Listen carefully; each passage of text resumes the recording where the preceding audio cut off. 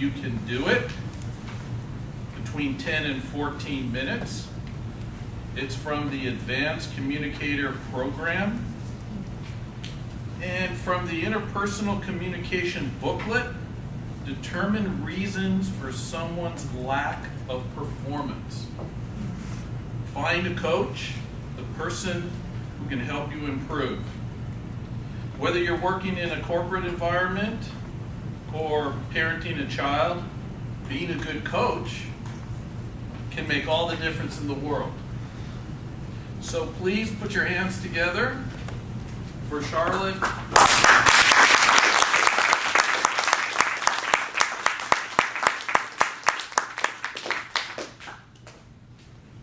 Hi everyone. I'm here tonight to talk about being a coach. In this short presentation, which I've titled, You Can Do It. Now, I'm not referring to who you're going to be coaching. You can do it. I'm referring to you, the coach. You can do it. So many people do not want that responsibility.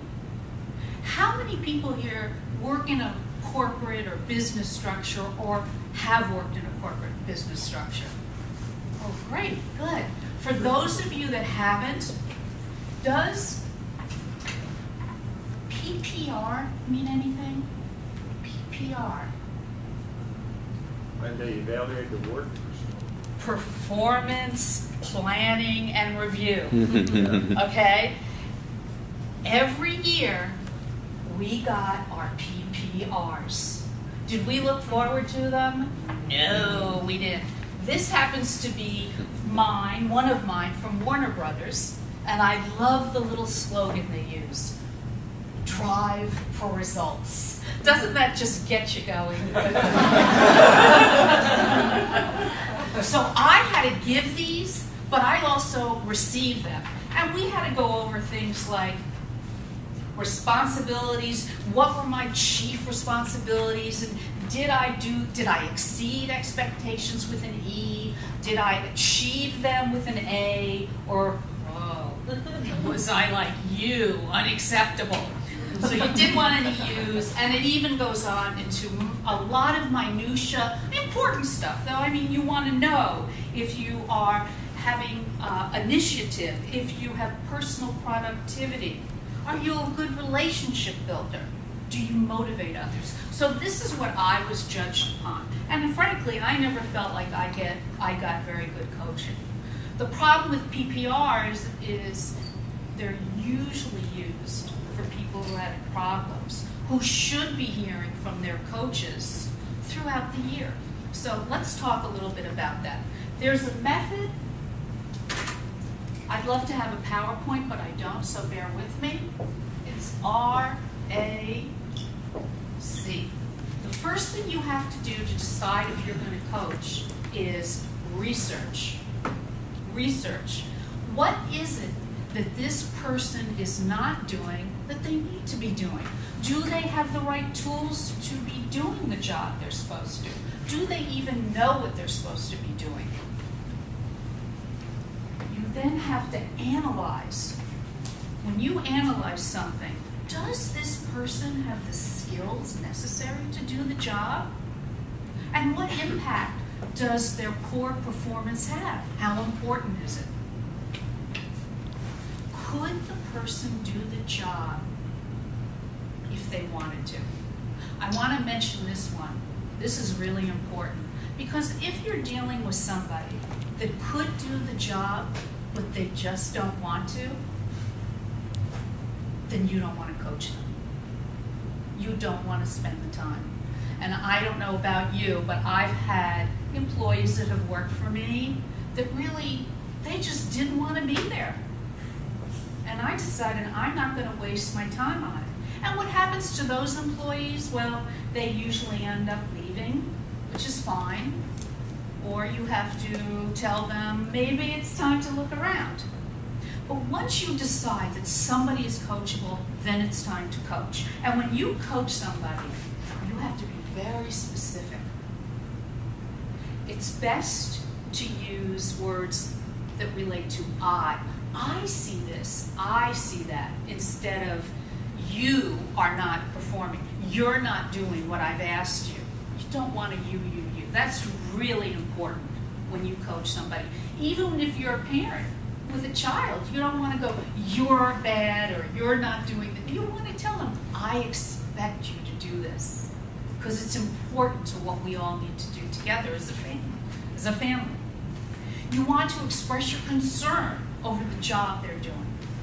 And you want to say, hey, this is impacting other people. That's why it's important that you up your game a little bit. You want to acknowledge the person. You want to hear their opinions. You want to come to a solution.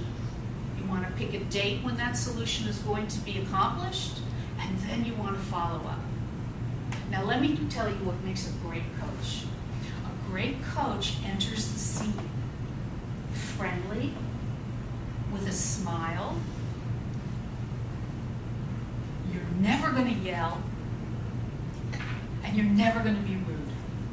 Because if you're any of those things, it's not going to work. That's just going to put somebody at the end on the defensive. Okay? Everybody with me so far? All right, good. What my presentation involves today is a short role play. And Kurt's going to join me in a second. He's volunteered. Kurt is going to be my employee. I am a vice president at Warner Brothers TV. I'm going to make it easy on me. And Kurt is one of the directors of my department. Okay? And what I expect from Kurt is a weekly PR report. Our PR reports are promos and ratings. He's in charge of 3 shows that are really crucial to our bottom line. The Ellen Show, TMZ, and Extra. And he's got to do a report every week on the top 20 markets. And I want to know what promos, what commercials aired in those markets. He has to put together what time they aired, what time of day. And then he has to put together what the ratings were. And that helps us all to know, hey, we need to know, we need to do something in Chicago because they're not running any Ellen promos. That's a good example. So, Kurt, would you come up, please? Let's give Kurt a round of applause.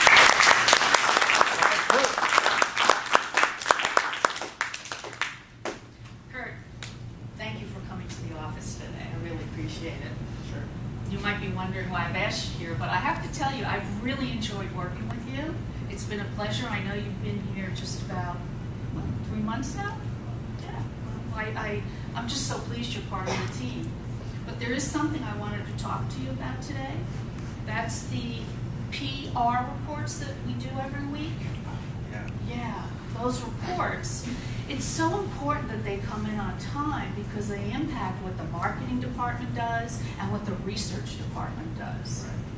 So what I'd like to tell you is when they come in late, we have a problem with that. So I'd like to hear whether you think they're coming in on time, and if not, what's up?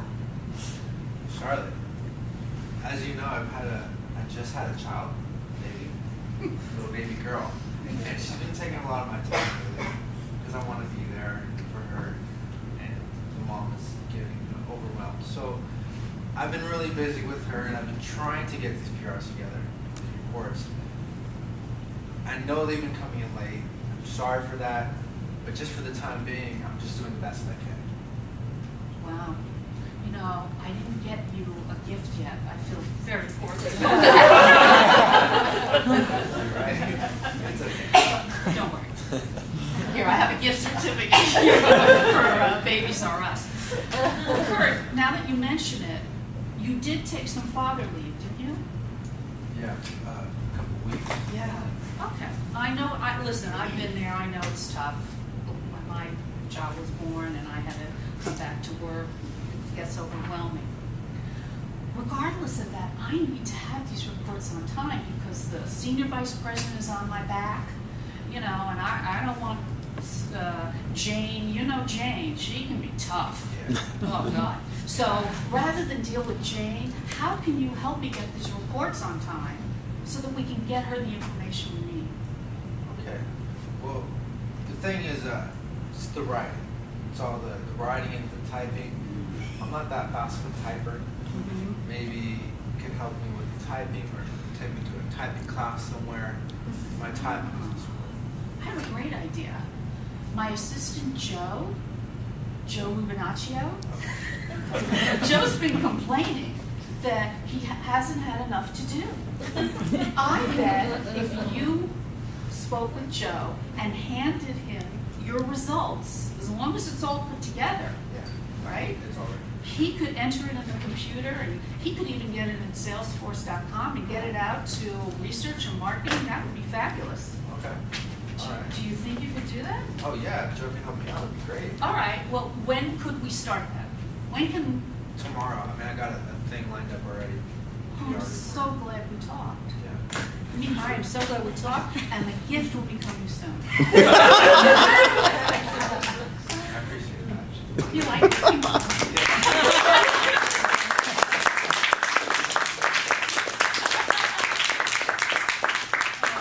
Okay. I was on my best behavior. They don't all go like that, but I tell you, if you really try hard, they can go like that. You just have to have presence and be calm.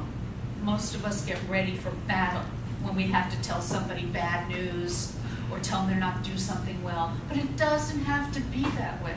There's always a creative solution. I am convinced of that. So when you think about coaching, think of it that you are really trying to help somebody be their best. That's a real coach. I'm trying to help him out. He's got a lot going on at home. He's probably not sleeping well, and he's got me on his you-know-what. But we've come up with a good solution because I want to keep him as an employee. I've come up together with it. He feels now as invested in it as I do, and that's a great coach. And remember, through coaching, we learn what is expected of us. So even in this group, I'll do a little aside. If any of you don't have a mentor and want one, don't wait. I don't care if you join tonight. If you need a coach to get you through your first 3 or 4 speeches, go for it.